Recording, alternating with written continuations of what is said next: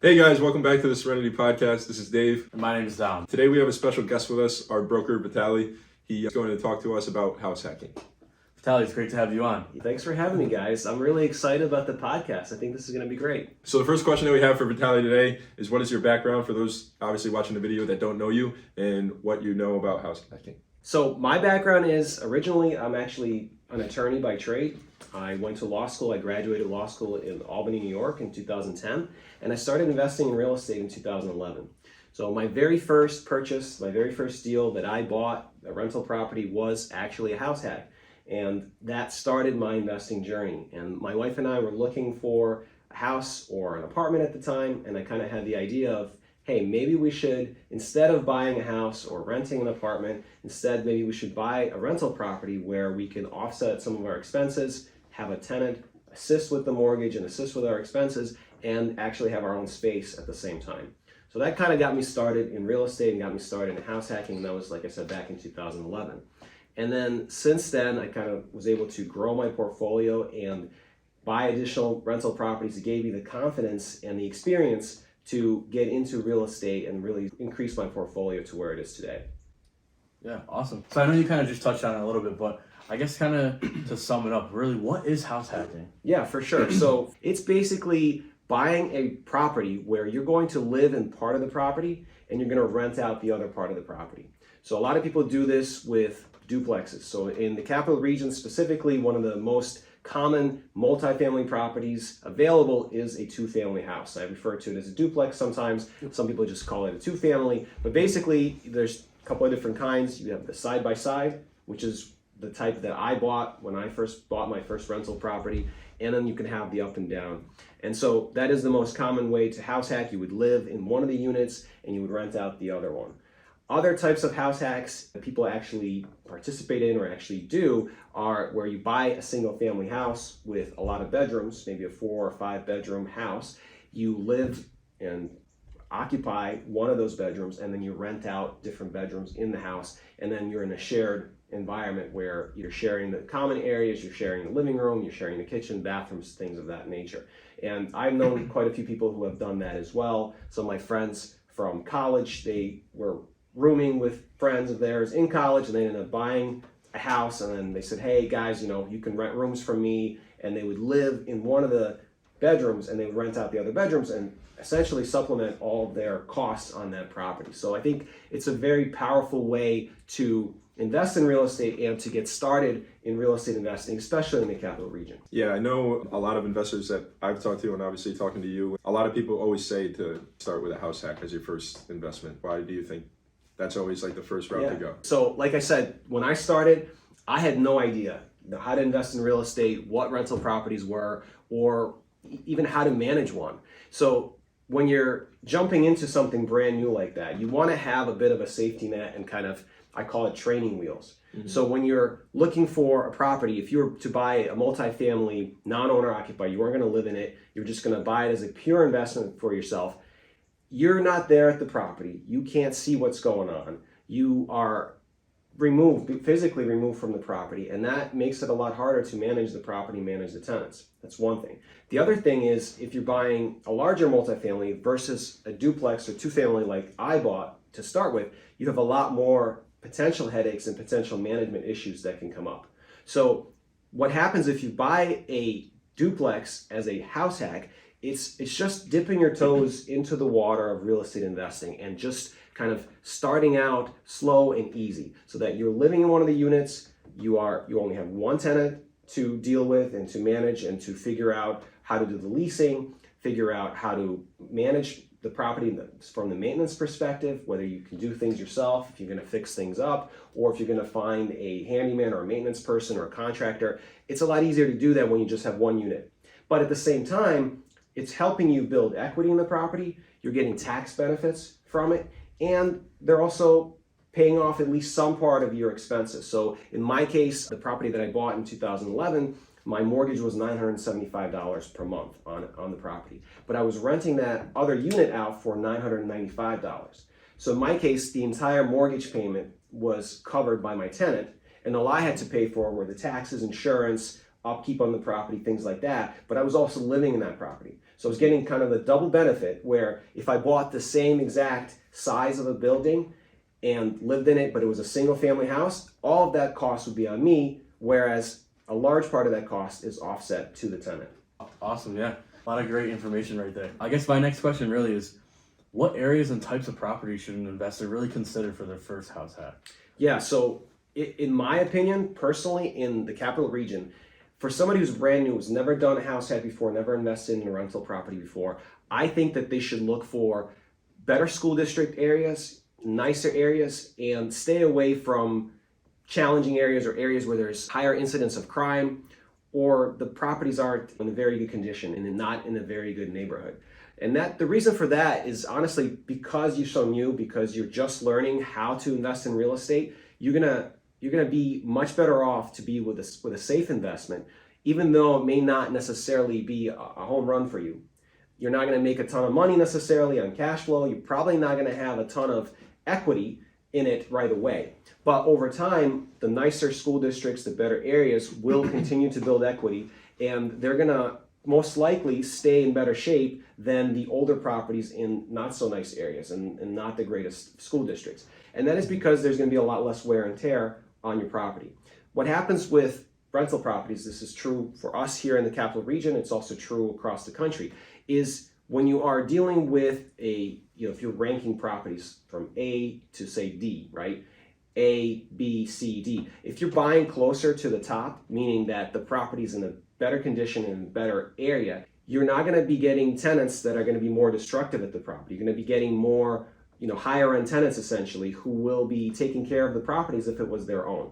It's not always true. It's not, obviously something that's 100% of the time, but you're gonna have a much better chance of having better tenants that you're going to have easier time managing. They're going to be easier in the property and you're going to be able to build that equity much quicker. Again, you're not going to make a lot of cash flow, but you're going to learn a lot while you're renting to those types of tenants. And to kind of follow up on that question as well, so you said to pick maybe areas with a better school district and something like that. Where can you find some of that information? Like, do you know any spots where it's like you can kind of go online and maybe look that up so you can see where? So number one thing I think I definitely should mention is obviously when you're starting your process, you want to get together with a competent and knowledgeable real estate agent. And that's one of the biggest things, one of the easiest shortcuts that will answer that question as well as some of the other questions that you guys have about this. Because let's be honest, if you're just starting out, you don't know anything about anything. You know what I mean? If it's going to be your first purchase of a property and you are maybe looking to move into something where previously you were just renting, you want to find somebody who can give you that advice and information that you need. And so my advice to folks is to actually search for a real estate agent first.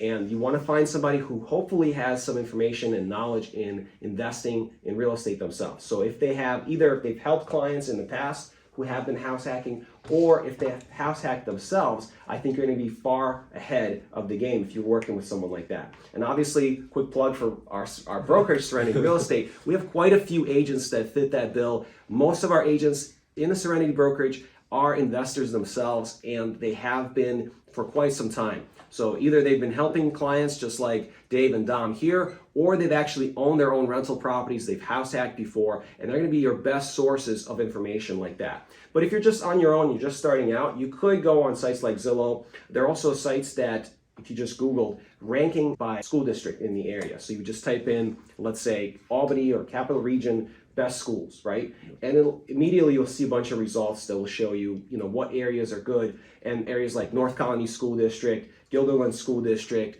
Shen School District, Niskayuna, those are going to be your best bets in the area. Kind of another question that I wanted to ask you is just, I'm guessing a lot of people watching this video are new to investing. If you were like a new investor, what steps would you take to get started in real estate? Yeah, absolutely. Yes. Yeah, like I said, so when you're starting and looking into house hacking specifically, the first thing I think, and a lot of people overlook this, they don't even think about this, but you want to make sure if you have a significant other, if you have a spouse, someone that you're going to be asking to make this life change with you, you want to have that conversation with them first. You want to make sure that they're on board with your idea and your goal to hopefully reach financial independence somewhere down the line, and that starts with a house hack. So you want to make sure that that person is not blindsided. You're not just showing up to them and saying, hey, honey, we're just going to be buying a duplex over here in Arbor Hill. Let's go. You know what I mean? So you want to have that conversation with them, and you want to approach it from both an emotional standpoint and an analytical standpoint. Like a lot of us, we're investors. We care about numbers. We're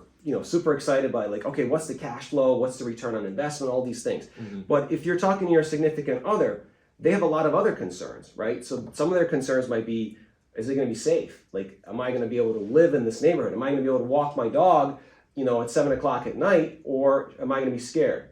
Because maybe you're living in an apartment right now in a large complex, and it's in one of those good school districts, good areas, but you're renting, it's nice and comfortable. Maybe you have a pool, you have other facilities there, which she's going to be losing, right? So if you're having that conversation, you need to approach it from the standpoint of your significant other's concerns and really consider what she or he might be thinking about as you're presenting this idea to them and explaining to them why it makes sense and how it will still be okay. You might have to compromise a little bit, and that's why I say the easiest way to do this is to find a good property in a good school district. So something that's 1980 built or newer, and maybe one of those better school districts, if possible. Now, obviously, market is really hot right now, so it makes it a challenge, but your goal should be to get a property that is as close to that ideal as you can. So that's the first thing. So you're talking to your spouse, hopefully explain to them the why, and they end up being on board.